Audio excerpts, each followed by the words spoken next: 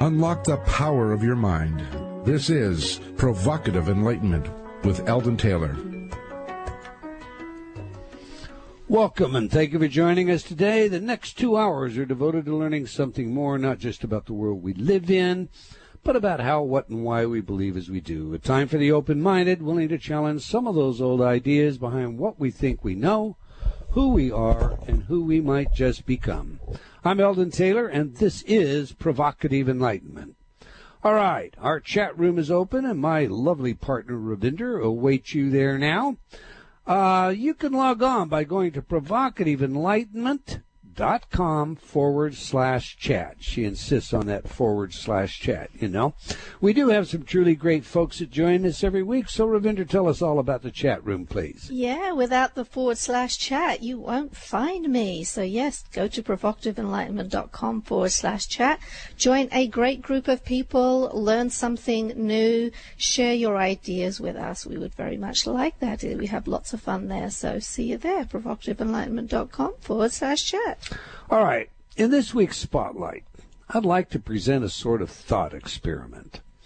Imagine a world of information packets, a world where what we label as energy and mass is indeed a composition of information exchange of information packets.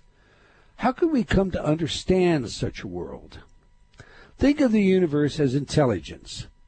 When we master an observation and express it mathematically and so forth, what we've really done is grasp some part of this intelligence. The intelligence, somewhat analogously to our own, is compiled of information units. We think of these units when it comes to our own thinking as units of knowledge, and we knit them together in order to understand our world and its inhabitants, including, of course, our fellow human beings. We begin our learning process in the very beginning when we draw our first breath. Little by little, the information begins to accumulate, and soon we experience our first appreciation for an intelligible environment. Slowly, our belief in this intelligibility garners momentum until we begin to think that we might just be able to control our own lives. What exactly is this intelligibility, and why is it that we begin to believe we may be masters of our own destinies? It's nothing more or less than packets of information, call it learning, that enter our compiler, our mental state, and in aggregate delivers the computation, our thoughts, our actions. It's not energy, despite the fact that it may have taken what we call energy to obtain and may appear to be a form of energy when retrieved. Nevertheless, all of these units of information form our intelligence, and intelligence itself is neither energy nor mass. So once again, just imagine a world, our world, undergirded by intelligence and knowable in certain discrete packets. How would that change our understanding? Is it any closer or more consistent to what we have learned from quantum physics and the mechanical models derived from a world of shoes and ships and sealing wax? Like a holograph, any piece of which contains the information of the whole, packets of information, units of intelligence, each an aspect of a greater whole? Consider this as just one form of an intelligent universe expressing itself. What seems to be inexplicable intelligent behavior in other species, some without any nervous system, might not be so mysterious after all if it is regarded as the operation of this broader maximizing principle.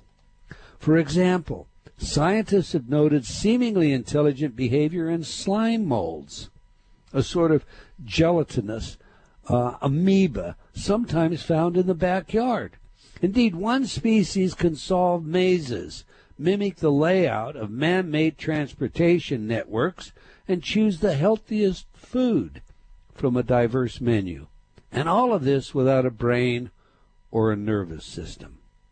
So is it far-fetched to think of the universe in this way, as intelligence of one kind or another, expressing itself in everything around us?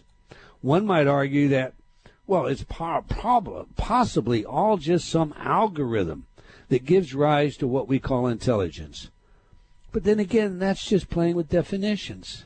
The algorithm itself may be the basis of everything we come to think of as intelligence, and if so, that in no way would alter the basic proposition that packets of information are built from the algorithm, and this thereby leads to what we call intelligence. Not long ago on this show, we had an intriguing conversation with Professor William Bengtson about some of his healing work. Bengtson has developed a teachable technique that heals mice of cancer. Interestingly, his method does not employ either traditional or alternative procedures such as energy healing. That said, the blood of treated mice can be used to cure mice of cancer. His work has been replicated at 6 different universities in more than 10 replications. And again, there is no spiritual component, no laying on of the hands, no vaccines, and so forth. No. His protocol calls for passing on an information packet needed by the mice to heal. Indeed, the training includes how to pass this packet on passively, that is, without forced or concentrated effort. What's more, it appears to work as well at 2 feet as it does at 2,000 miles from the target mice. As such, the notion of energy is obviously an inadequate explanation, since energy dissipates over distance. Information packets passing between humans and mice? Why not? Ask any pet owner and they'll tell you that their animal friends get them all the time. The fact is, very solid research has shown that dogs do know when their owners are coming home. How? Again, information units? I suggest that very many so-called anomalies can be easily understood and explained if we begin to think of our world as one constituted by units of information that build the intelligence that is the universe we live in. Your thoughts on this one, Ravinder? Oh, I have to tell you, I find the intelligent slime mold absolutely fascinating. It's like, go through a maze, mold. Yeah, that was just really cool. But the work of Bengtson's as well, you know, the most intriguing part to me of all of that was the fact that there is actually a physical response to his treatment, whatever that is, and I didn't quite, understand that exactly what he was doing, but you have this physical response where antibodies are being produced and it can be transferred, using a injection transfusion to other mice as well. So that goes way beyond a placebo effect. That's not a a belief that something's going to work. You're not transferring other information. This is actually very physical. So yeah, I think that's definitely worth exploring a whole lot more. I mean, I want to know exactly what it is he's doing. Well, I have this whole new scheme of the universe, I'm afraid, and I am, as far as I'm concerned, I'm beginning to ask questions like, well, how could information packets square with what we think of as free will? How could information packets square with what we think of as one mind? How could, and so on and so forth. And you begin to build an entirely new cosmology, if you will. All right. Every week I read some of your letters as our way of involving you while paying respect to the very important role you play in making this show successful. Naomi wrote, I have enjoyed your new book, Gotcha, so much. I admire the careful and detailed research, as every statement has true facts sustaining them. Your research confirms how many media shows have actually been promoting their agendas. Dishonesty is often praised. Gotcha will help the reader to become immune, as they can distinguish critically what you consume from the media, and that gives you freedom to choose better. Greg wrote, Hi, Eldon. I was a teacher for 20 years and saw the destruction of young minds, hearts, souls, and bodies in a system that vitiates creativity in the individual. We taught self-esteem and self-concept. We never taught self-respect. This was and still is missing from society in general. Thank you for your thoughts about living a productive and joyful life. This is validating. Bob wrote, Hi, Ravinder. I called Barnes & Noble where I have a discount and ordered Eldon's book, Gotcha, so I will be reading it soon. My friend Laura borrowed the last of Eldon's books I had, titled Mind Programming, and told me it is her Bible, so I may just have to purchase another copy and let her keep that one. Mark wrote, I started reading Gotcha a couple of weeks ago, and I just finished reading the first 100 pages. I enjoy it very much, but also find the information a bit distressing, especially the section on Edward Bernays. The idea that he applied many of Freud's ideas on human nature to propaganda is sinister and still used today, although in a much more sophisticated way, as you point out. Okay, if you've not read Gotcha, you owe it to yourself to do so soon. Just this week, a new study illustrated how much of our behavior is literally predetermined by our programming. And if you're not conscious of what and how this is being done on a near 24/7 basis, then I'm afraid you're living under the illusion of choice. All right, that's all the time we're going to take for letters today, but I do invite you to opine by sending your comments to Eldon, E-L-D-O-N, at eldontaylor.com, or by joining me on Facebook. And I want to thank all of you for your letters and comments. We truly do appreciate your feedback and support. Now to this week's show, Becoming Aware, How to Repattern Your Brain and Revitalize Your Life, with author and radio show host Lisa Garr. So let me tell you a little about today's guest. Since 1999, Lisa Garr has hosted a popular program on Pacifica Radio Network called The Aware Show. Based on her desire to live in a more conscious world, Lisa created The Aware Show to feature best-selling authors and experts in the fields of natural health, cutting-edge science, personal growth, and spirituality. With a background in healing arts, she is considered an expert herself in the field of lifestyle and transformational media programming. In addition, she comes from a long line of entertainers, including her aunt, actress Terry Garr, and her grandmother, Phyllis Garr, an original Radio City Music Hall rockette. Lisa also hosts a show on Hay House Radio called Being Aware, and a series for Gaiam TV called Gaiam Inspirations, as well as filling in as a regular weekend host on my favorite Coast to Coast AM. So, on that, let's get her in here. Welcome to Provocative Enlightenment, Lisa Garr. Hello, Eldon. It's such a pleasure to be on your show. In the opposite position over here, I'm usually interviewing you, which I thoroughly love to do. So, and how much fun is that? I mean, for years I've been interviewing you, probably a decade. No, but it's fun to have the shoes flipped around, Yes. I mean, I've had George on this one. George has had, it's just fun to kind of flip that stuff around. I'm going to ask you some really personal things today, see? This way I get to know more about you, Lisa. Oh, great. The last time I saw you, and person to person, and we were able to talk, you stated you were working on an ambition, and you continue to amaze me and everyone around you. Every time I turn around, you're doing something new and something brilliant and something bright. Your ambition is to become the new Oprah Winfrey. How's that going? Well, it's interesting because I just continue to say yes to what works and whatever can provide a bigger platform for people like you, communicating messages that inspire positive growth and change is kind of my lifetime mission statement.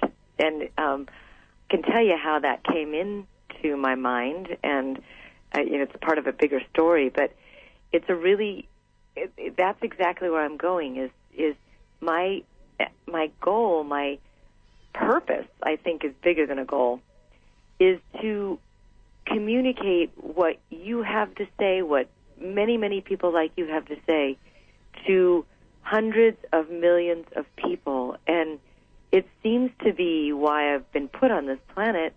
And sometimes it's really challenging because building these platforms or being, a part of growing this platform definitely can be challenging. But at the same time, I can't do anything else.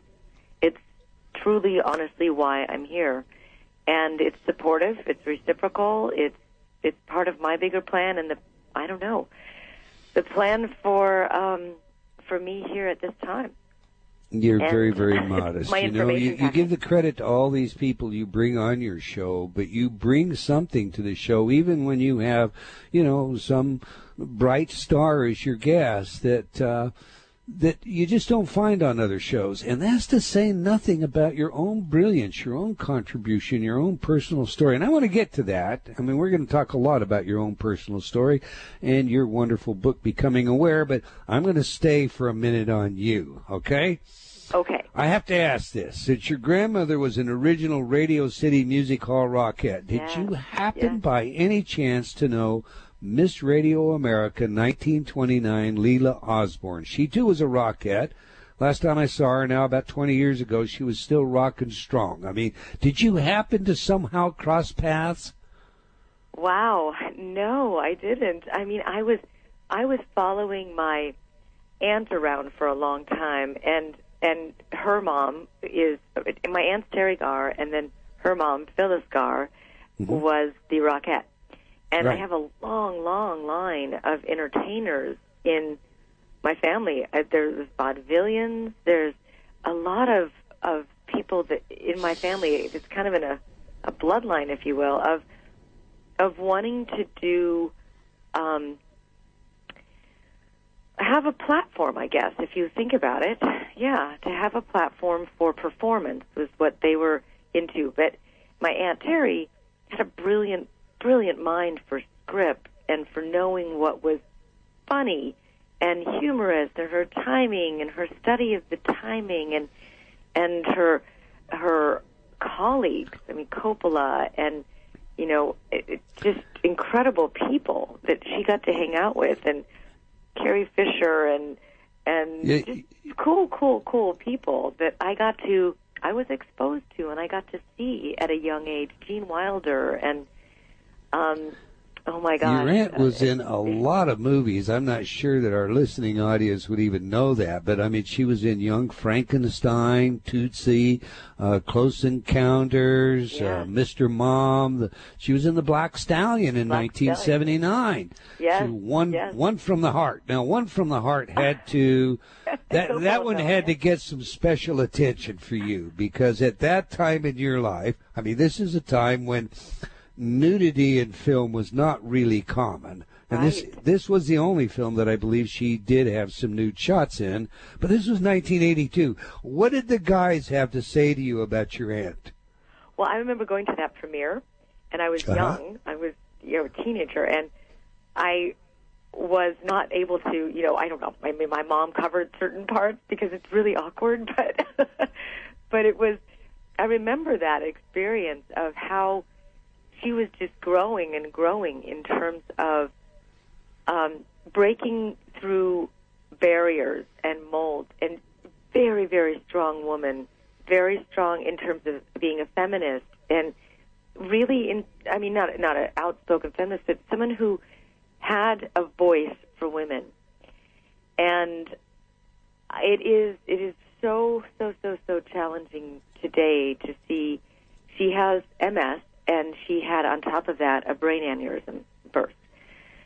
So I know that she is still in there, and I know that she can still hear me, and I know that she can still feel me, but she's just not able to communicate what she was so brilliant at, Eldon. And it really, I saw her over the holidays, and her birthday and my daughter's birthday are the same days, and she came to mine. I mean, we see each other a lot, and I just want so much to be able to communicate more. Her whole bookshelf, all of her bookshelves are filled with old Hollywood books, and she just relives and relives. And I'm sure that she's still able to hear it because of what I know about being in a coma, what I know about being in an altered state, and what I know about oneness and expanded consciousness.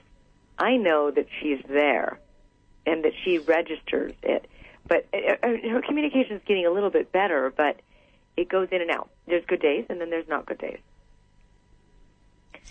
So that's the I didn't know that. I was unaware that that's where she was today. Yeah. And that's a sad part. It is really challenging. Yes, it's challenging. I look at that sometimes, and initially I got angry at God and said, "Why would you waste such an amazingly talented brain and hide it and turn it into submission?" And then I realized, that she is still there, and have had the privilege of learning so much about the brain and how you can truly communicate. And Jill Bolte Taylor, who did that incredible book and story about being in the coma, and how she, gave this whole list at the end of her book about what not to say to a person in a coma and what to say to a person in a coma. And I loved that because it made perfect sense about how to communicate to my aunt. Yeah, that's an incredible story. And when you say that, I have to ask you this. A friend of mine, his nephew recently, in the last, 3-4 months, I guess, was involved in a vehicle accident and was in a coma. And there wasn't a lot of hope given at that moment.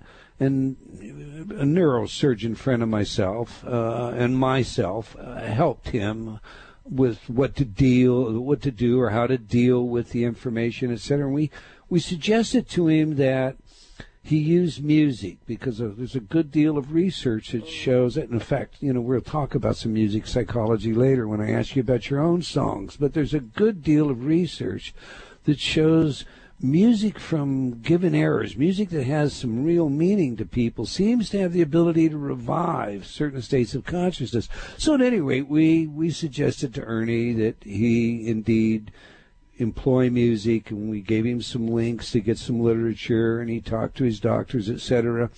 Now, I'm not saying that it was because of the music, but the boy did recover and is now in a therapy clinic, and they believe the music had something to do with that. They did see responses, and so systematically they just kind of accelerated. I could tell you what was done off the air if you wanted, but have you considered doing that sort of thing, Lisa? Are you familiar with it?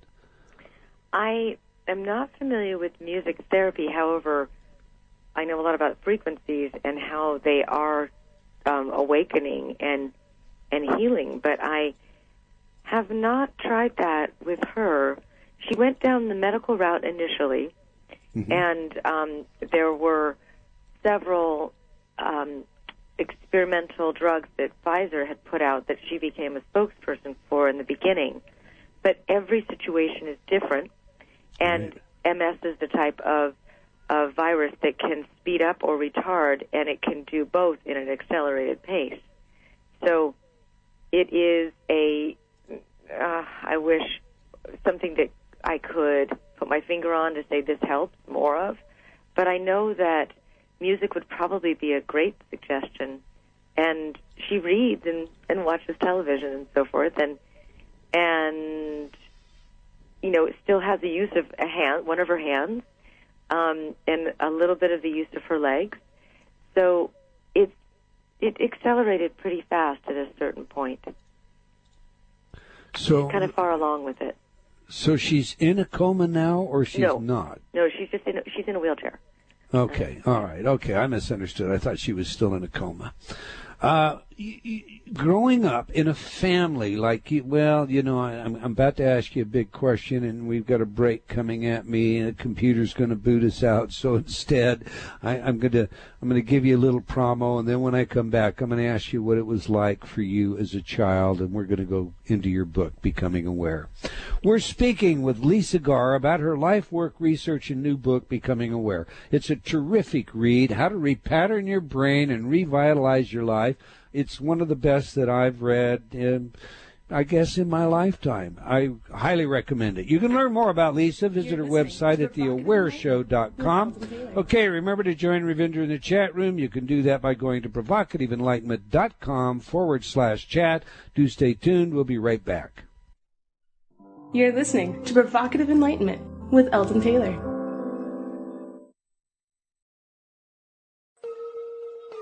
Do you feel like you've become lost in the funhouse, only seeing the reflection of yourself, past, future, and present, but unable to find the real you?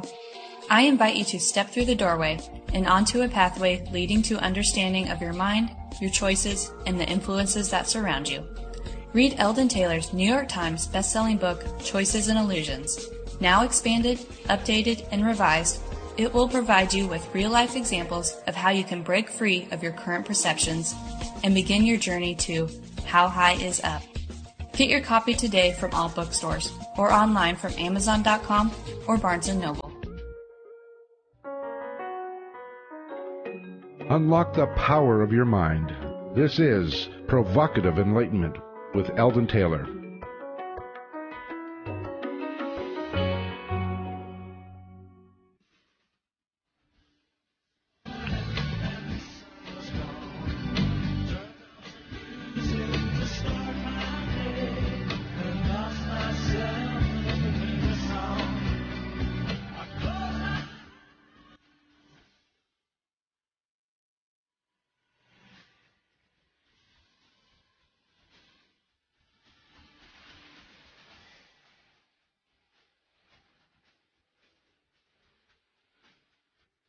And welcome back. If you've just joined us, we're chatting with Lisa Garr about her life, work, research, and delightful book, Becoming Aware.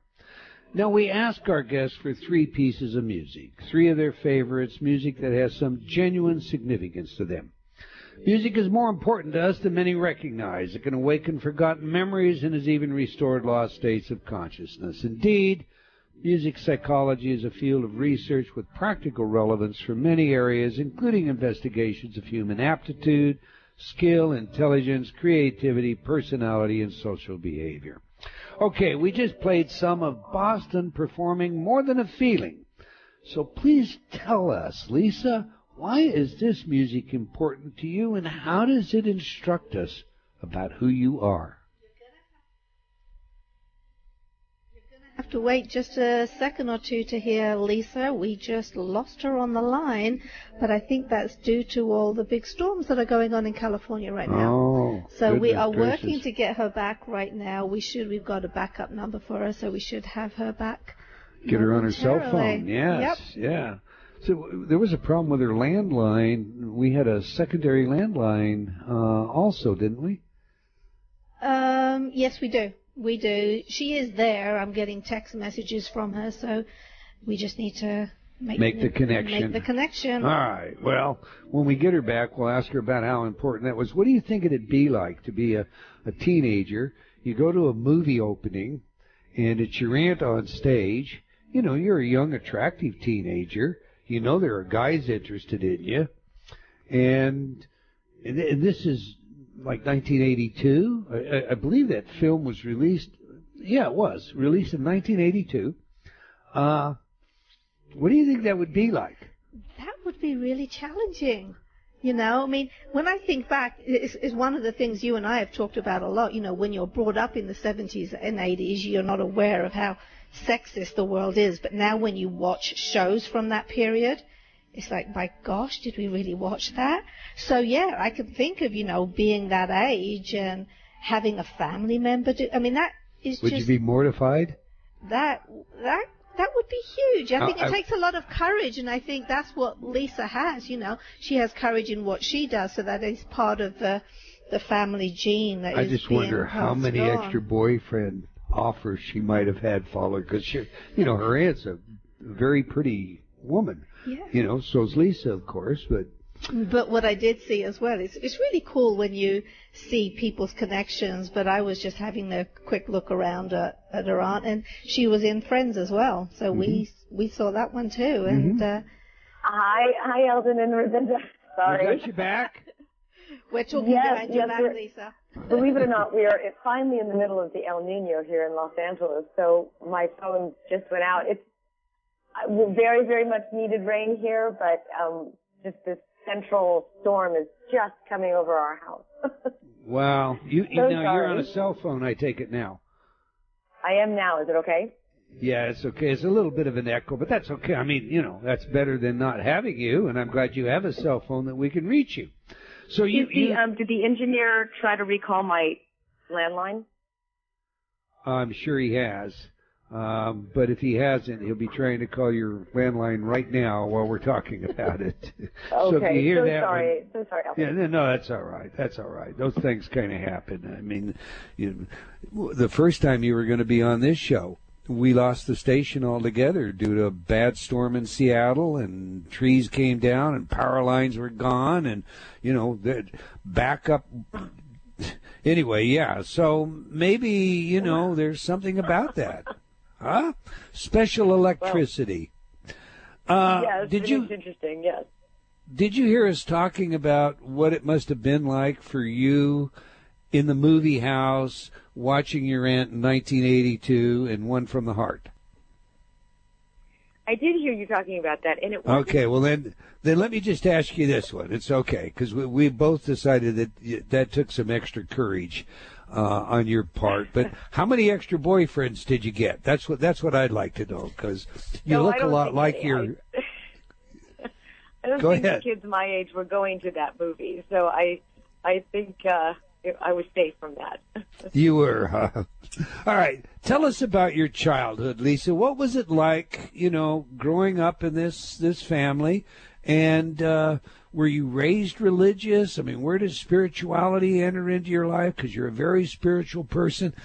Familiarize us some with your background, and then let's start talking about your journey as you tell it in Becoming Aware.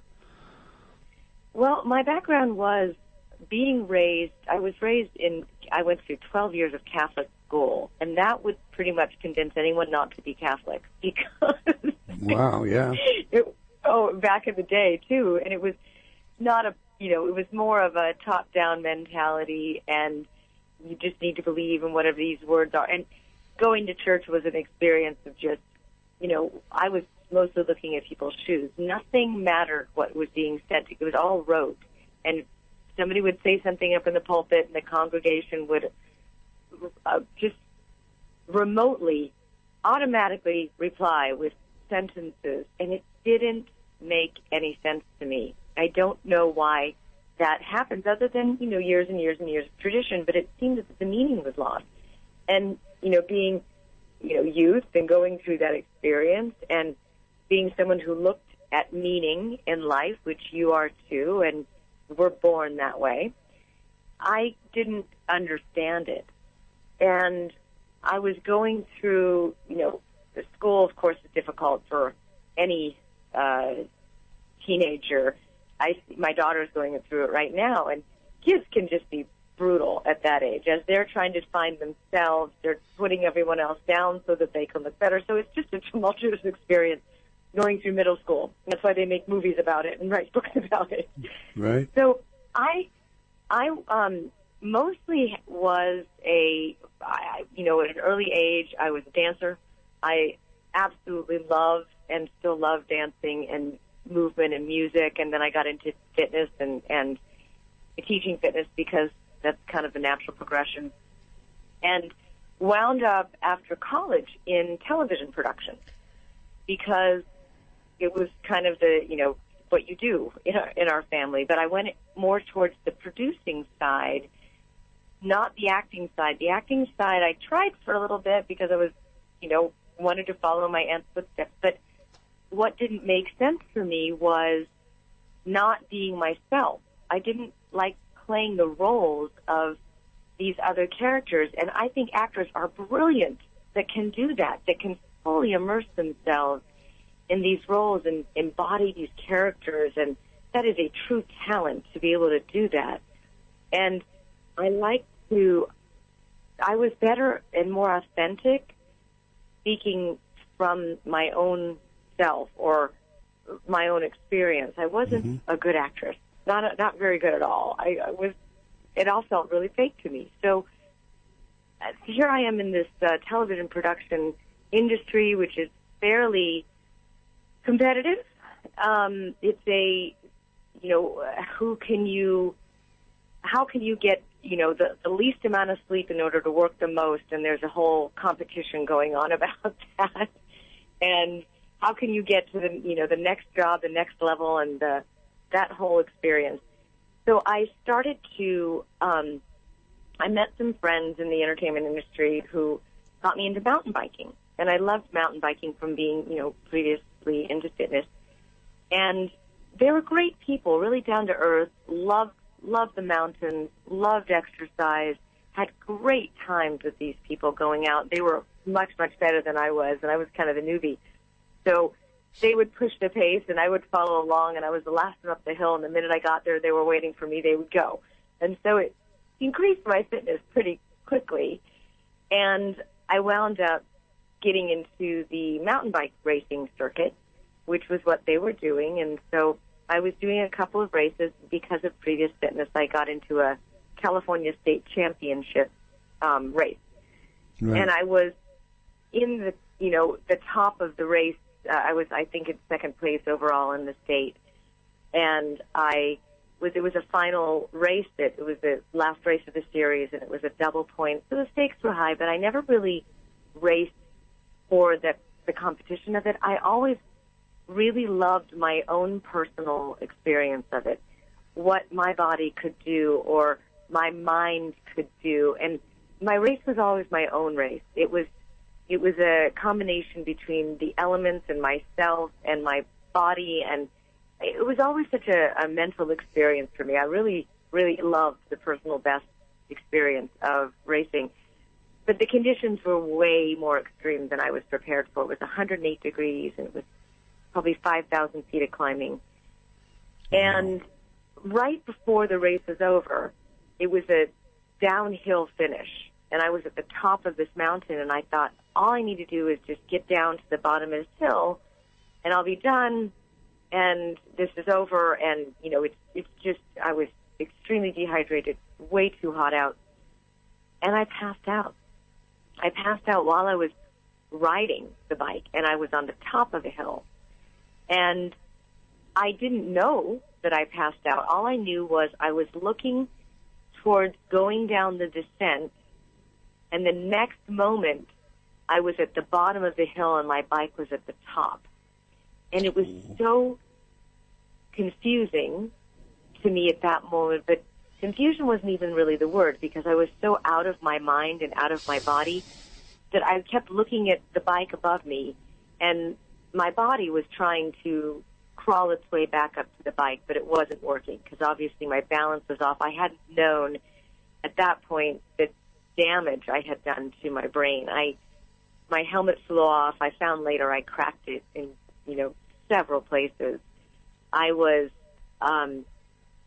had damaged a certain part of the prefrontal cortex of my brain, but I didn't know that at the time. I was just scrambling to try to get up to the bike, but kept falling. And I must have finally given that fight up, because the next moment that was the most vivid moment, which I could recall like it was yesterday, was the feeling that I experienced, was this incredible peaceful feeling of no pain, silence, and it was a drifting, floating, endless, boundaryless space that I was going into. It was so beautiful and so peaceful that you could literally stay in that space forever.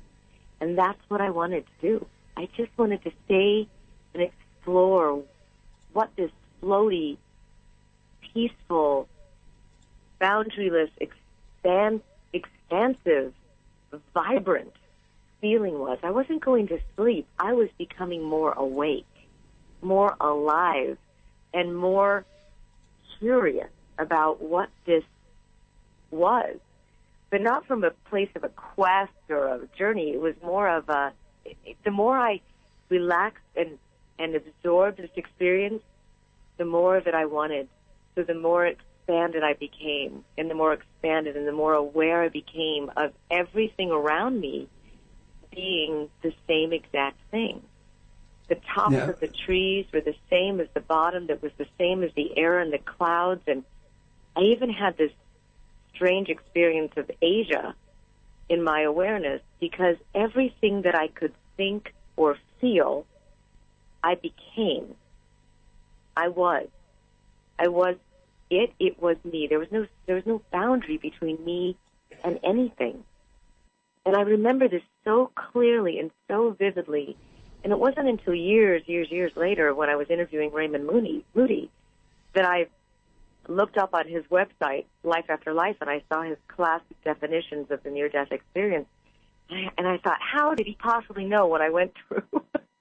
And it was 2,000 people at that point he had interviewed that had the same experience. And I thought, my gosh, this is what I went through. And anyone who's had that kind of experience, it takes years to remember and assimilate what that experience was. But I do remember at the time of the accident, I heard a lot of voices, and it wasn't audibly that I heard them. I felt them. I felt feelings that weren't mine because they were feelings of yearnings to be an artist, and there was a certain attention on some of, like somebody else, another soul that I wasn't familiar with. And I realized that I was observing the scene of my body going through a triage experience. I was in the middle of a mountain. They had sent a helicopter to get me, and the medics came out of the helicopter, and they were around my body that was on a stretcher. And I was feeling their feeling. I had no awareness of my body or what was going on with it. I didn't even care. I was so intrigued about these soul yearnings of the experience of what was going on in the medic mind, or it wasn't even their mind. It was, if I could explain it, it was their soul, and it was not me. And it was such an incredible experience, Eldon, because I felt everything that was around me. And at one point, I heard very clearly a voice that said, "Are you John?" And that was the first audible feeling or experience that I had, was this voice that said, "Are you John?" And then I realized that a medic was speaking, that I was laying down, and that John, the guy that I went to the race with, right, was next to me. And at that moment, I remember extremely clearly because I started to throw up. And the medics had turned my body to the side and said something about not choking on my vomit or something about that, but they had turned and I remember that feeling because it was pain, that right, instant feeling of, I regained consciousness and my body was in a lot of pain. And I felt like it was failing at that moment because I don't know what throwing up was happening from, or if it had to do with the dehydration or the brain or what that, I don't know why I was throwing up, but I remember that moment was such a jolt back into from that experience of beautiful painlessness and boundarylessness, that it was extremely contracting, and it was small, and I felt like I was in a container that was shut tight with the lid on it, and there was no oxygen. And that was the experience that I felt when I came back into this state of consciousness and looked at John, who was there with me, and then I couldn't say anything. I just opened my eyes, saw his eyes, and then started vomiting, and then passed out again, because it was a lot of information at one moment. And then the thing that I knew, I was back in that beautiful state of drifting, of floating. I didn't see any lights or tunnels or anything that was, in those definitions that people do to see and experience. Uh-huh. I just felt vast and expansive. And then the next moment was the sound of a very, very loud sound. And I opened my eyes again and realized that I was in the body of the helicopter. And the sounds were the blades, I guess. It was something that was really, really loud that woke me up. Mm-hmm. And at that moment, realized there was a medic standing over me. I was in a stretcher. There was a pilot. And that was, again, way too much information. My brain couldn't assimilate it. until I woke up later in the hospital with a doctor standing over me, asking me about, my vitals. What's my name? Where was I born? And that moment right then, when he was talking to me and standing over me, I opened my mouth to answer him because I wanted to find out what happened. And that moment, I couldn't get the words out. I had somehow choked on my ability to be able to speak. My language had been broken. My ability to communicate from what was going on rapidly in my brain would not come out my mouth, and then I panicked. I completely panicked because I couldn't talk. And I didn't understand. It was such a trapping feeling, and I think this is how I know and feel what my aunt is going through, is because I knew it was firing so quickly in my brain, but it wouldn't come out my mouth. And that was a trapping feeling. It was just being in jail in your own brain. And then through that panic and complete fear, total anxiety attack that I had at that moment, I forgot about the whole experience that I had. I forgot about the expansion and the consciousness and everything. It went away for years because I had spent the following, year trying to regain my speech, regain my memory was gone. Whatever I was doing as a business or a job almost completely went away because I couldn't remember conversations I was having. I couldn't remember most of anything. Huge pockets of my childhood went away completely, never came back. And this is something that I had to recover from. I had to learn how to rebuild my life, my brain, how to live with extreme memory loss, that doesn't come back. You have to cope with that. And I, through this series of events, wound up finding an amazing doctor who was experimenting with certain neurofeedback techniques at the time, who wound up becoming world famous. Man, I just happened to have met him. His name is Dr. Barry Sturman, very famous in the neurofeedback world, where he was working with kids with epileptic seizures. And I started working with him, which was, I think, a saving grace for me, because he helped me go through these brain games and techniques, and through the whole EEG and neurofeedback experience, he was able to determine specifically what cortexes were not responding and target those particular areas of my brain and work with those areas and reawakening and re-exercising those areas until they started to feed back to the program what it was that it needed to reawaken. And you are familiar with this, and I could go into it more if you want to, but it's mostly just repetitive. It took me about 12 months through these repetitive exercises twice a week to start to reawaken those particular areas of my brain, and to have those areas of my brain respond and send signals back to the computer. And that was how I started to regain my speech. That had to take intense story.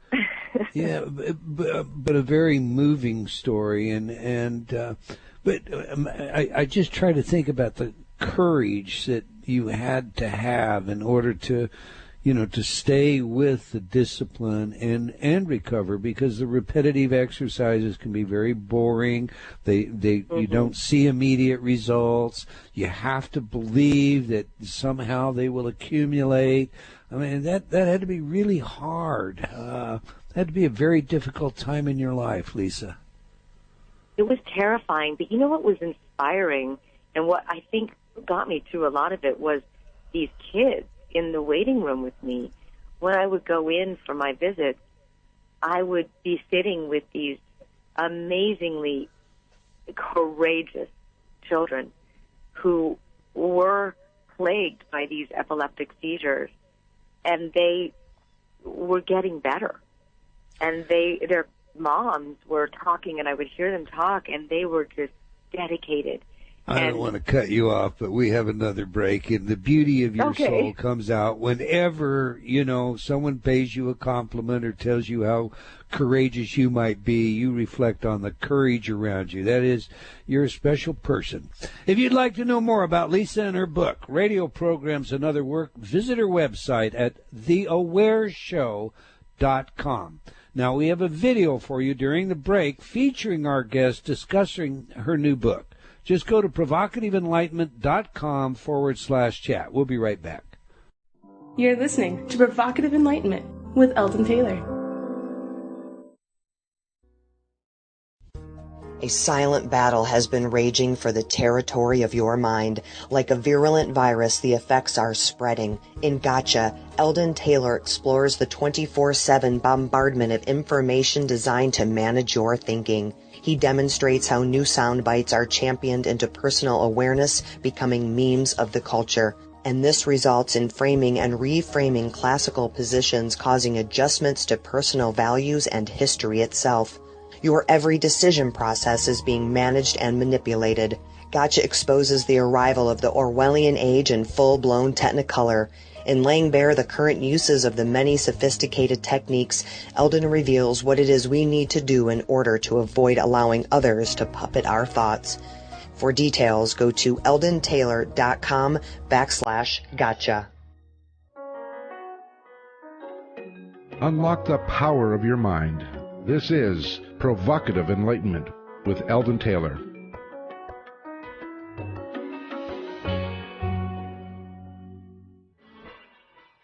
She's a small town girl living in a lonely world. She took the midnight train anywhere.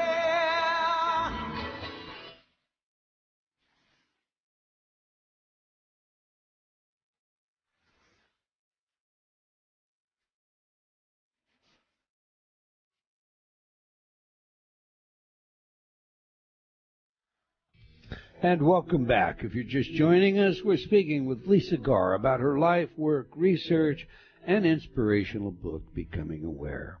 Now, Lisa, I think we were disconnected the last time we went to break. So when we played your first piece of music, coming in as our bumper, Boston Performing More Than a Feeling, you missed the whole discussion about the power of music as it is applied in music psychology today to examine areas of aptitude, skill, intelligence, creativity, personality, social behavior, and so forth. So there can be a good deal of self-disclosure in what a person chooses as their favorite songs. I'm going to have to ask you then, obviously. We just played Journey, Don't Stop Believing. Why is this important to you, and what does it tell us about who you are? Oh my gosh. First of all, I absolutely love Boston. Boston is my all-time favorite rock and roll band. And I mean, I love Journey as well, and I love More Than a Feeling, but I mean, Don't Stop Believing, but More Than a Feeling is one of my favorite songs. There's so many great positive memories that are associated with Boston for me. And okay. I remember, the feeling of running with my Walkman, listening to Boston back in the day. I mean, I think the association that you feel when music elevates your mood, it gets you into a different state, and then when you have a positive association with that state, it's a perfect combination. It gets you into a different state of being, and it's a bridge to help you continue to transform. That's my opinion of it. So Boston's definitely, that's where we go for the music, if for some unknown reason we ever need to wake you up again. Yeah. Is that it? That's a good idea. Boston would probably do it for me. I love More Than a Feeling. I know every the guitar lick, I know every lyric, I know all of it. Yes. You got a boyfriend attached to it? I mean, we all have important music. feeling of flying at the top of a mountain, of running and the Walkman. That was what it was. Cassette. Okay. Now, when you were describing before the break your experience, I wasn't clear if you were telling me that you were out of the body or if you just had this sense of consciousness that was expanded. Do you think was this an out-of-body experience? Absolutely, because I was observing the scene below me of my body and the genetics and the whole thing that was happening, but I was not in it. I was not in it. And at the same time, I was in a place of beautiful, complete, expanded awareness. Okay, now let's talk about that place. This place. Do you think this is something that really exists? I mean, still exists? Or no, I love that you asked me that. Oh, yes. This has been my quest, Eldon. Forgive me for saying place. It was not a place. It's not a destination. I believe it could be one of two things. It could be a state shift, a complete shift of a state of being, which has to do with consciousness and the brain and outside the mind and all of that. Or it could be another dimension that I somehow visited. And because of my conscious mind being so far offline of my, analytical mind, right? I think it could, and I grapple with that all the time, and it's such a beautifully distinct question that you asked me, is that I interchangeably use the word state and dimension as the same thing. It could be a different state of mind or a different state outside the mind, or it could be a different dimension altogether. I don't know. I just I think, and the reason that I created the radio show 15 years ago and have grown every platform known to man to broadcast this information is because I personally believe that I am wanting to communicate to people that state or dimension exists. And through messages like yours and the 4,000 other interviews that I've done, that is why I'm on this quest, Eldon, is to have people understand that experience is obtainable for every single person. You definitely do not have to fall off a mountain or go into a coma or any type of unconsciousness. I don't recommend it. But I do think that we can access these different states of being or dimensions, if you will, if that's where your belief system can take you, through information, through meditation, through elevated mood, through music, through whatever it is, through what you're talking about, of course. And I'm preaching to the choir, but, I believe that you can. Now, I would love to know your perspective on that from what you've done your entire life and what you've seen with, mind programming and everything that you've done. Do you ever see people go into different dimensions? I'm sorry, I'm going to turn this into a question because I'm insatiably curious about this. Do you see that people... I love it. I love it. You're going to interview me on my show. I'm sorry, but that's a great conversation we could have. But for the moment, let's stay here. Let's think for a second that I just want to flesh this out. I'm not avoiding you. I will come back and answer your question. I promise. Okay. But okay. Let's just assume that it is another dimension, just for clarity. Okay. Okay. And in this out-of-body experience, in this conscious state, experiencing this other dimension, you mentioned pre-birth. You were experiencing souls and their purpose, their destiny, if you will, and you you were somehow exchanging, or not exchanging, because I'm not sure that they received from you, but you were able to extract, now that's a bad word too, you were able to hear their soul purpose somehow. I'll put it into words, yes. Please. I've looked into that, yes. And it was their yearnings that I felt. I felt their yearnings, their unmet needs. I felt their soul's calling. If that is the best way I could explain it, I felt what was unfulfilled for some reason was what I was able to experience. Maybe because it was louder, or it was more it was a more of a dominant vibration.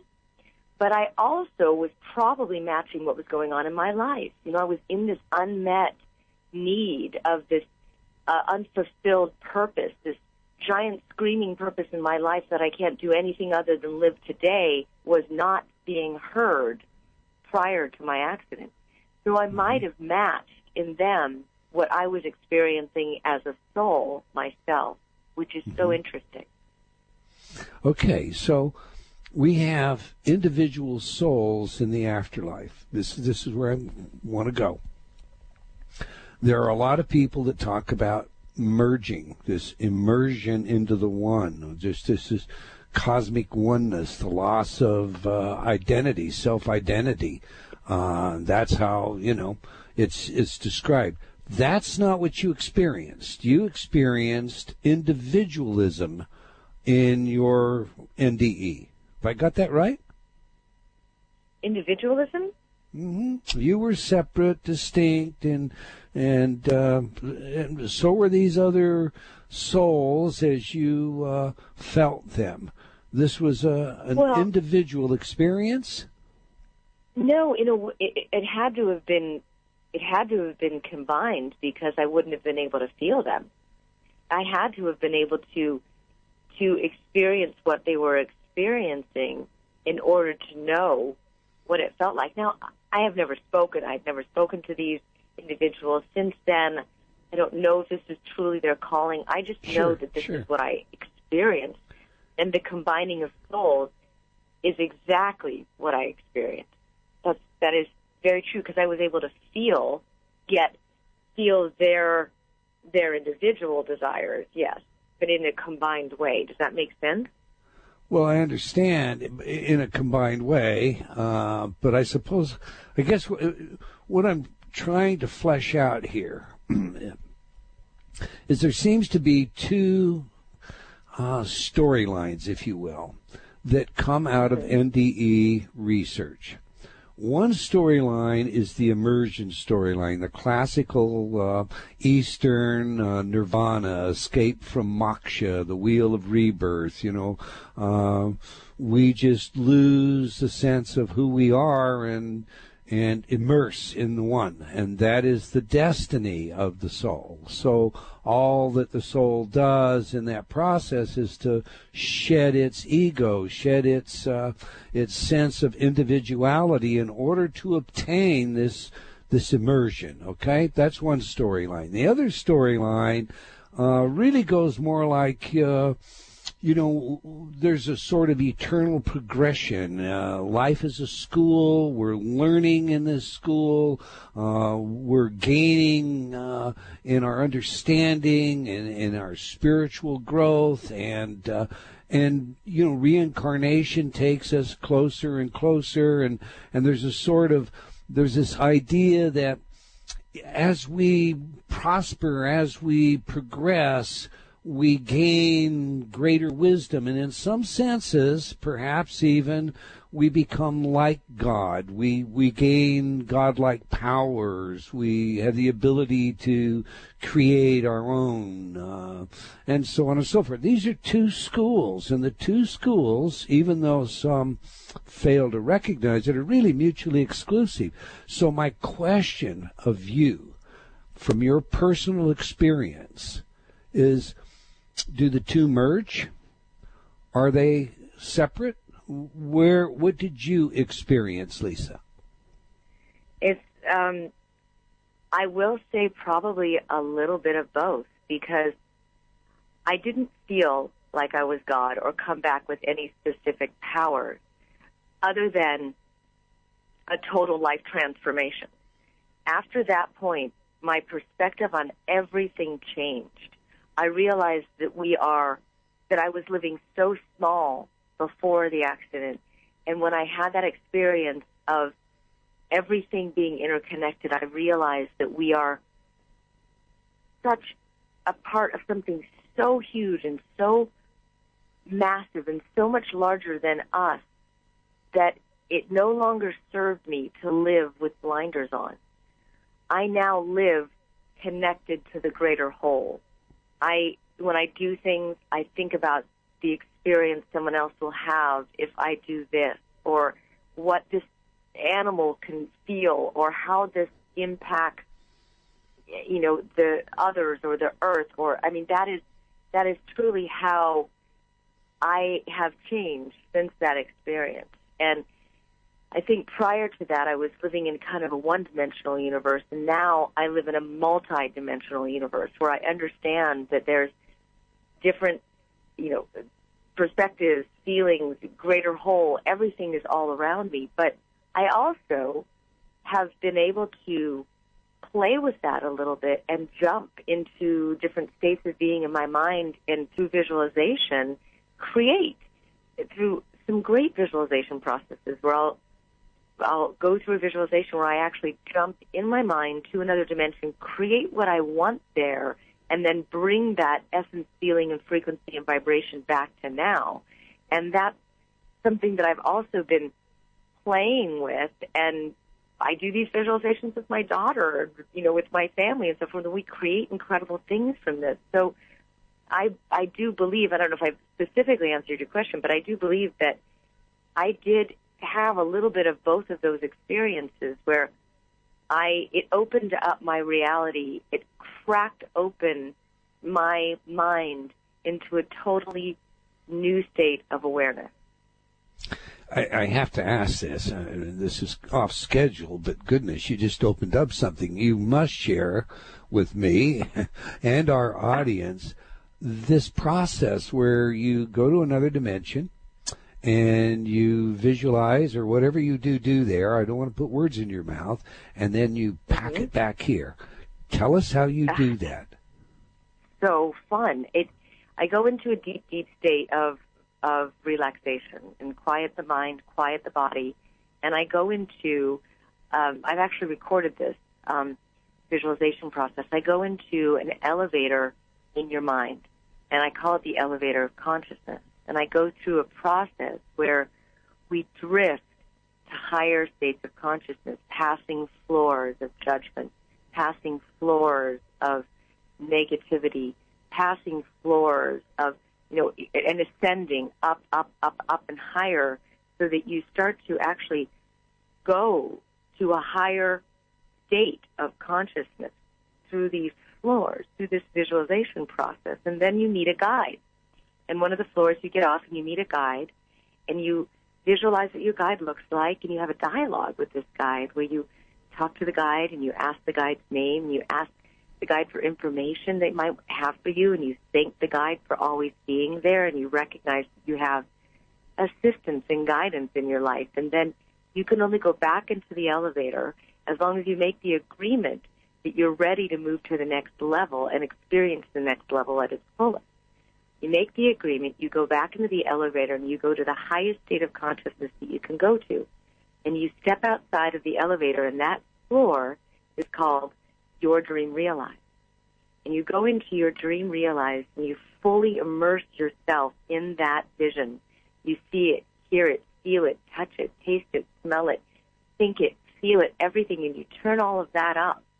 And you fully immerse yourself, and you fire and wire together your neurons in your brain, and you make this fully, incredibly elated experience of your dream realized. And then you look back at all of the experiences that needed to line up, synchronicities, things that you thought were crises that turned into incredible adventures, and you thank, you're grateful, and it's an elated state of gratitude for all of those things that needed to line up to happen in order for you to have your dream realized, and then you look forward to all the potential generations that are impacted as a result of what you have created, and you're in a deep state of gratitude, and you go back into the elevator promising to bring back the feelings and the vibrations, the essences of that dream realized to now, and we drift back floor by floor back into this moment.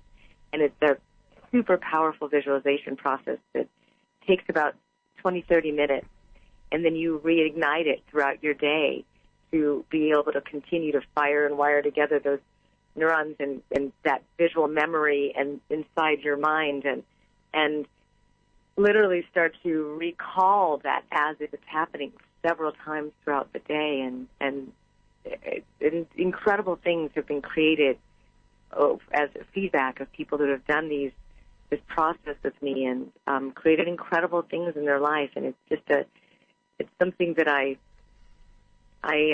recorded in several visualization processes that I do, and somebody laid it with some beautiful music too. Where do we get the recording? It's called The Aware Guide, and you can access it through the website. It's theawareshow.com/guide. Oh, in my book, duh. In my book, I put in a QR code that you just scan your phone across, and it will take you to a video of that visualization process as well. I added it in the book because it's such a powerful process, and there's a couple of them in my book where I take people to, I call it quantum jumping is one of them, because you literally jump into another reality, and then this other one is remembering your future. And I recorded them and I put them in my book so that people could go on a journey with me as well as just read it, because I'm a multimedia person. I like to be able to add interactive media into a book. I think that for the visual and the auditory learner and the kinesthetic learner, I'm all of those. So I wanted to put that in my book. So that's another one of the true bonuses that comes when you read your book. Now, and as you point out, there's more than one. So, all right. Yeah. We've got a break in just a couple of minutes, but I think we have time for this. What was your doctor's prognosis after the accident? Did they expect you to recover? Dr. Sturman, he was incredibly hopeful. But not your standard. Yeah, you're in the hospital. Yeah. Oh yeah, that was an interesting experience. No, I was released from the hospital after the 8 bags of saline solution and a couple of days, where they simply looked at it as dehydration and severe concussion. And back, 15 years ago, you're released from the hospital in that state. There was not the awareness there is today of traumatic brain injuries and all of the research that's been done on concussion, post-concussive syndrome, and memory loss. And that's something that I have spoken a lot about, is when I was released with no information, with nothing, no diagnosis, no direction, nothing. No, it was incredibly terrifying. And it was to my family, to my friends. They didn't understand me. They didn't understand how they had kept having conversations with me that I would not remember. The depression, the cave, the months and months of staring. All of these things come along with going through a traumatic brain injury that people don't understand. And luckily, I've interviewed incredible people since then. This particular author who wrote a book called The Ghost in My Brain. It's a chilling story of his, for 15 years, he coped with this, with not even knowing he lost the ability to see from the right side. Right. And it was just you cope with, and the brain adjusts, just to, like anything you were talking about, to what it knows, and it doesn't know what it doesn't know. So you cope with anxiety, you cope with depression, you cope with memory loss, you cope with bouts of total fear and panic, and you say nothing because you don't understand it. And you go into a cave, and that is what happened for a long period of time with me until I started to get some help. And it's also not a one-time fix. I'm gonna stop you there. When we get back, we'll talk about getting the help. I just wanted our audience to get a picture of how you were discharged. So, all right, we're glad you tuned in today. We know you have many choices, and we're grateful you chose to join us. We love your feedback, so please join me on Facebook or drop me an email at eldon@eldontaylor.com. I love sharing your letters and comments on the show, and that's a great way for you to participate. We'll be right back following this short break. You're listening to Provocative Enlightenment with Eldon Taylor. Inner talk changes the way you talk to yourself, and that changes everything. For when you truly believe in yourself and your own abilities, magic happens. End self-doubt and or self-destructive patterns now. Inner Talk has over 300 programs to choose from, ranging from health and wellness to prosperity and success, from accelerated learning to relationships, from habits and addictions to spirituality. Patented, proven to work, and guaranteed. Go to www.innertalk.com today. Hi, I'm Eldon Taylor, and you're listening to Provocative Enlightenment Radio.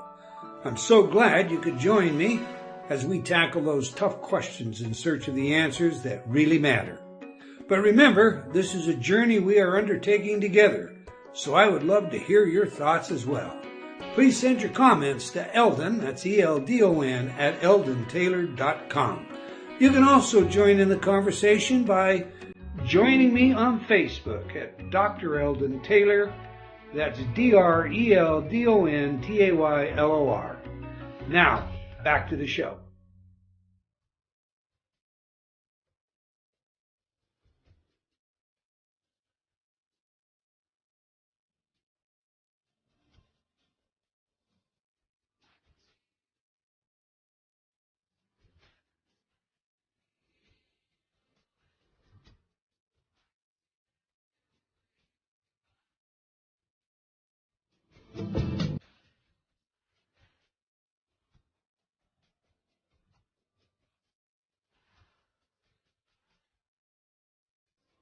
Welcome back. We've been chatting with Lisa Garr about her delightfully inspiring new book, Becoming Aware. In this half hour, we will take your calls, so if you have questions, give us a call or advance your comments and questions in our chat room. And remember, I love your feedback, and a great place for that is on Facebook, so I invite you to join me there today. All right, Lisa, we just played your third musical choice, Daniel, by Elton John. Why this one? That's my brother's name. And again, a really great memory from that song. I remember driving home, long road trip once, and my brother was away. He was out of the country, and just missing him a lot. But I specifically remember looking out the window and beautiful stars in the middle of a desert somewhere, and that song came on, and it was just one of those indelible memories. So that's always a good memory for me. There's no Daniel attached to it, huh? My brother. That's my brother's Your brother. name. Okay, I missed that. Okay. Okay. Sorry. Yeah, that's my brother's name. Mm-hmm. Yeah. Where's your brother today? That's why. My brother's he lives 45 minutes from me today, which is great, and we're super close. And he's always been my, for some reason my brother's always been my hero. And he's a really brilliant artist. And it's just, he was just the classic older brother that took care of his younger sister. And he's amazing. I love my brother. And where was he? And that song reminds me of him. What was that? Where was he? When you came out of the hospital, was he key to your recovery?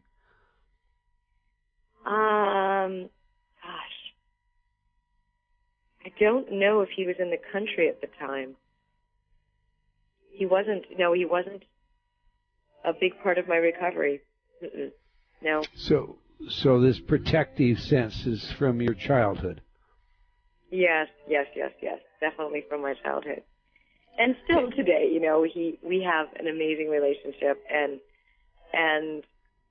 I love him so much, and we have kids the same age, and it's great. We just had a good time during the holidays together. But there's so many missing parts from when I got out of that, after the accident and out of the hospital.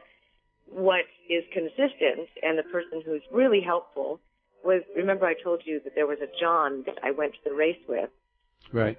I later wound up marrying him because he was the one who I stayed at his house after the accident, after I got out of the hospital, for months because I couldn't drive and I had no idea what I was doing. And he allowed me to stay at his place for a good 3 months after that experience. And he helped put a lot of pieces back together again for me. And thank God that I had somebody that was consistent during this experience, so he could feed back to me what I did during that time, what happened, and it was really helpful. So, yes, he became my husband, and we are still married.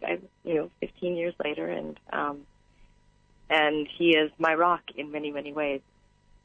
That's a pretty incredible and romantic story. I like that. How long did it take you to regain your memory? Well, as I said, there's many parts that are still missing, but I work at it a lot. I think that's one of the other reasons that I love doing the radio show, is because if you don't use it, you lose it, and that's my belief.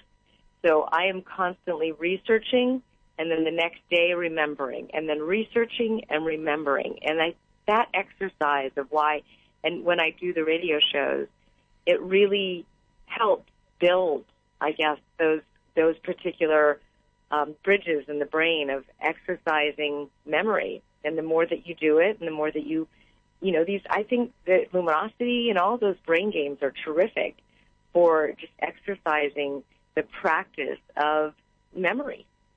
When you say all the brain very games, important for me.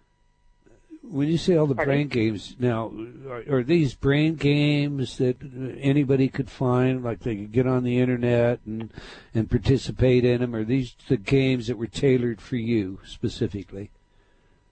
Well, the brain games like Lumosity, yeah, anyone could find these days. Yes, but what you do, is amazing through Inner Talk. Of course, it's all mind work. It's all mind work. Anything that has to do with exercising the mind. The specific, I call them brain games, that I did for my recovery was specific to me, but there are EEG centers and neurofeedback centers all over the country, and there are practitioners and there's centers. There's a specific one here that I still go to called EEG Institute, and there's a Dr. Siegfried Othamer who runs this particular center. He's brilliant, and they work with, they've done incredible PTSD projects and an enormous amount of research, and they work with memory and anxiety and depression and brain balancing, and basically all that I understand that EEG and neurofeedback does is that it teaches the brain to self-regulate. So the practice and the repetitive exercises, what I experienced was electrodes on the brain, and then there's also music that's played, and there's also something that you put your hand on that all feed back positive sensory experiences when your brain goes into a certain state of frequency that's recognized by the computer program. And you do that by a certain amount of focus, a certain amount of awareness, and it creates reward on the screen. So, right. For example, there's an airplane flying, and it flies above the horizon line when your brain is in a certain coherent frequency. If you start to defocus or fragment your brainwave pattern in your thinking, then the airplane flies below the horizon line and creates a negative reward, a negative pattern, so that their brain is constantly achieving the higher reward and the higher the frequency, and it allows the brain to self-regulate into that frequency, and that's why that's what I call brain games. I love these. They're very well programmed and thought out and have been used for decades, and allow the brain to create a certain pattern through repetition of self-regulation. And that's what my experience has been. Have you used, there's commercial programs that are available that you can buy and install on your computers that do basically the same thing, sophisticated biofeedback devices, some that are aimed at lowering your blood pressure, not just, training your brain. Have you used any of that kind of thing in your recovery process? I have not.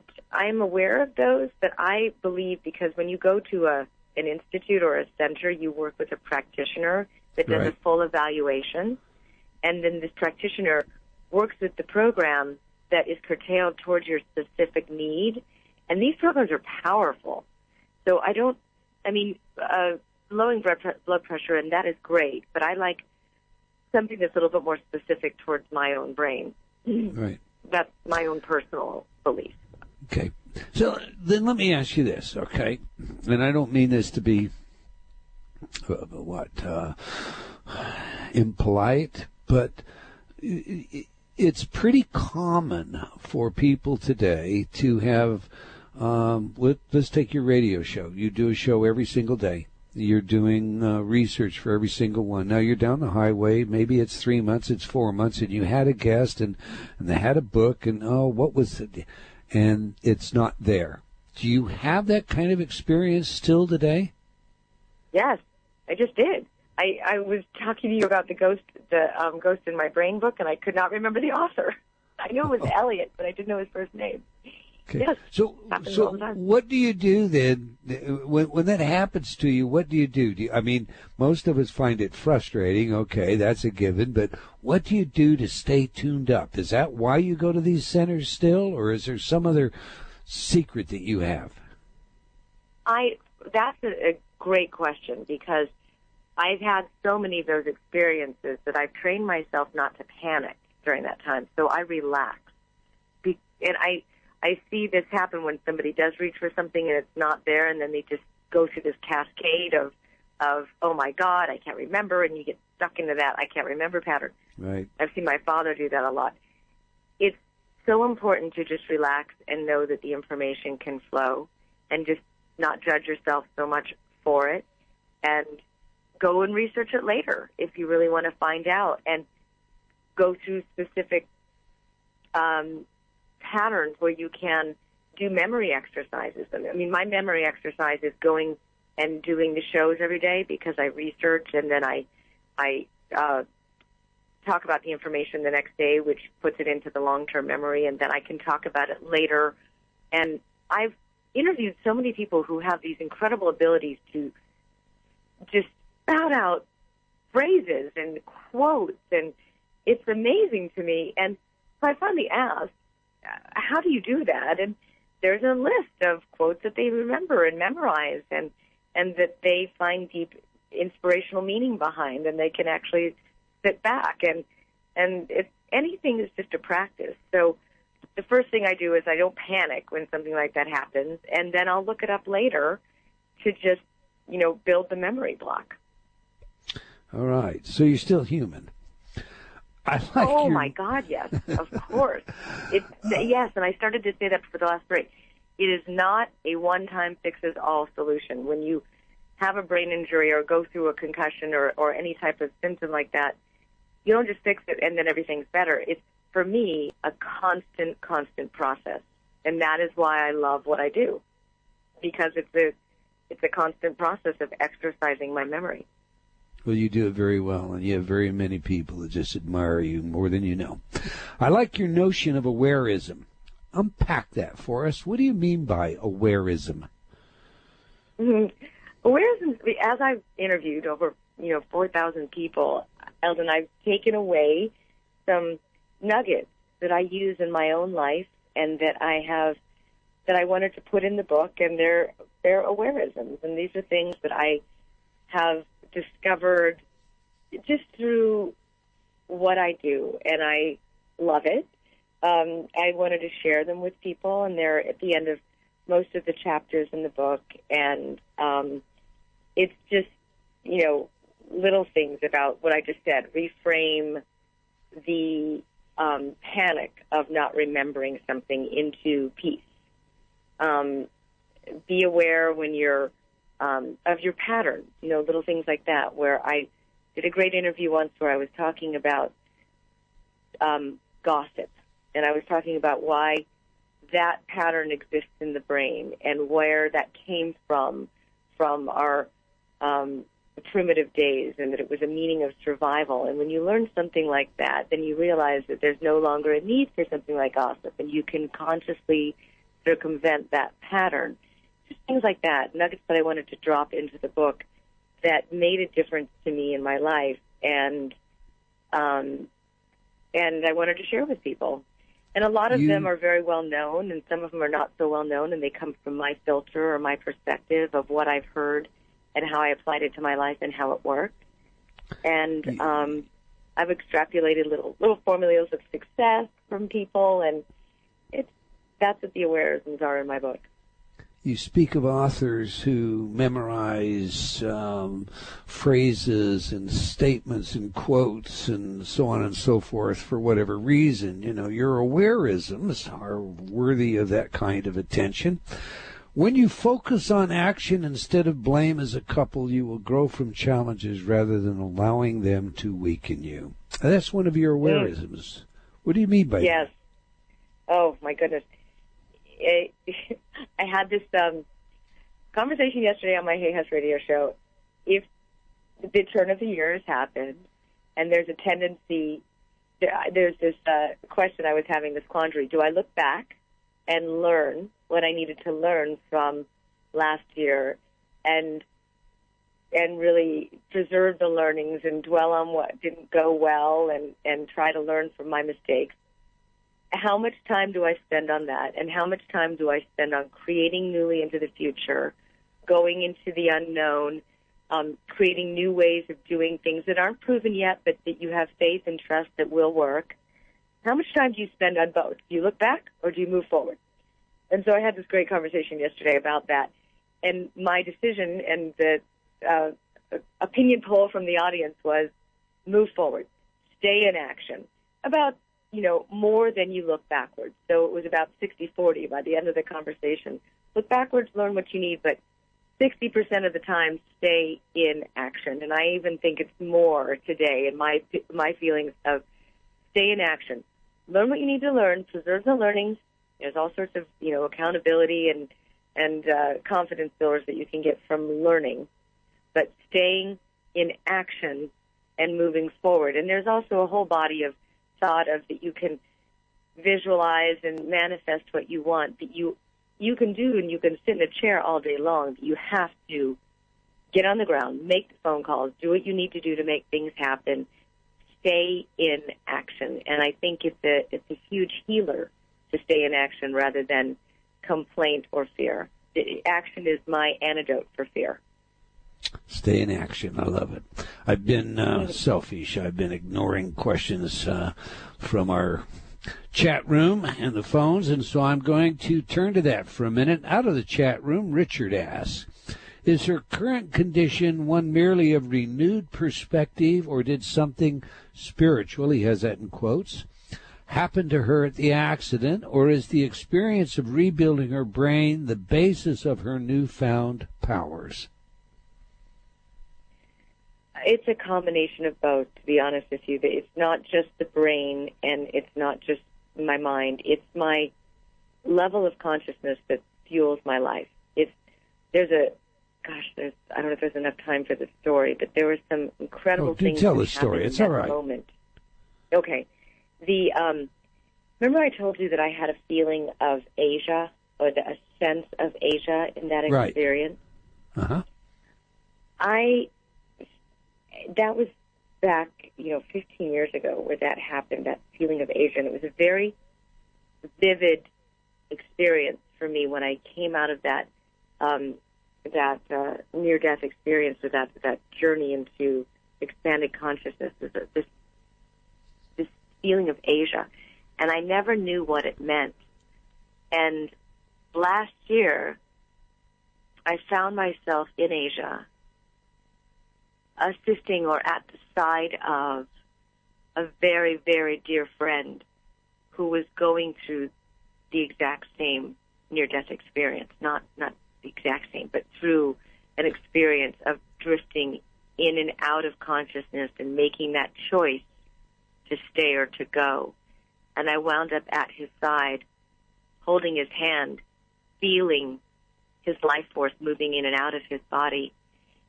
And I later reflected on the fact that somehow in my state of incredible expanded consciousness, as a soul, knew that that experience was going to happen. Or did it already happen? Did I go into another dimension where it had already happened? I don't know the answer to that, but this happened, this experience in Asia happened after the book was published. And it's continually unfolding, this journey of mine. And I had interviewed Scarlett Lewis, who lost her son in the Sandy Hook experience, and she told me a story about how her son was able to, and the artwork that he had done before that experience, where he showed the, as you know, probably a whole body of work. I don't know much about this, where precognitive learning or precognitive experiences or memories that they've diagnosed in children and so forth, and it's something that I would love to research more one day. But I'm wondering if that was the experience that I had, or, you know, the spiritual experience. Yes, it awakened me spiritually, consciously, and I also had the brain to deal with physically. So it truly is a combination of both a spiritual cracking open, awakening, and also a healing of my physical brain that I'm still experiencing today. Does that answer the question? I think so, very well. I think, bottom line is many of the things that we encounter in our physical lives, the physical challenges, if you will, personal challenges, they're all, they pressure us towards becoming more aware of our spiritual selves. That's my take on that. Listen, tell everybody, I want them all to know where they can get your book, where they can learn more about you, how they can tune into your wonderful radio shows, and otherwise participate in the aware process. It is all found at theawareshow.com, and hopefully you can tell by my experience of talking that I do what I do because I love it. I do what I do because it's a continual journey for me, and I love what I do. And I also know that the shows that I do are a healing for me, and as a result are a healing for other people. So tune in if you can. You can find out my whereabouts at theawareshow.com. You can find out about my book at theawareshow.com/book. And stay on the journey with me. So thank you so much. It's been a pleasure. Oh, it's been indeed my pleasure. I can talk to you forever. The book is, and the book is, again, Becoming Aware, How to Repattern Your Brain and Revitalize Your Life. Author Lisa Garr, forward by Dr. Wayne W. Dyer. I highly recommend the book. And do tune into her shows. Lisa does some really incredible things. So thank you again, Lisa, for your work and for your willingness to share it candidly with all of us. We've come to the end of another episode of Provocative Enlightenment. I want to thank all of you out there for joining us today. I hope you enjoyed our show, and will join us again next week, same time and same place. And do tell your friends, let's have them join us as well, okay? Until next time, wherever you are in the world, remember, believing in yourself always matters. Provocative Enlightenment has been brought to you by Progressive Awareness Research and other sponsors. Provocative Enlightenment is a syndicated show and appears on other networks. For a schedule of show times, visit provocativeenlightenment.com. If you're interested in becoming a sponsor, write to Eldon at eldontaylor.com.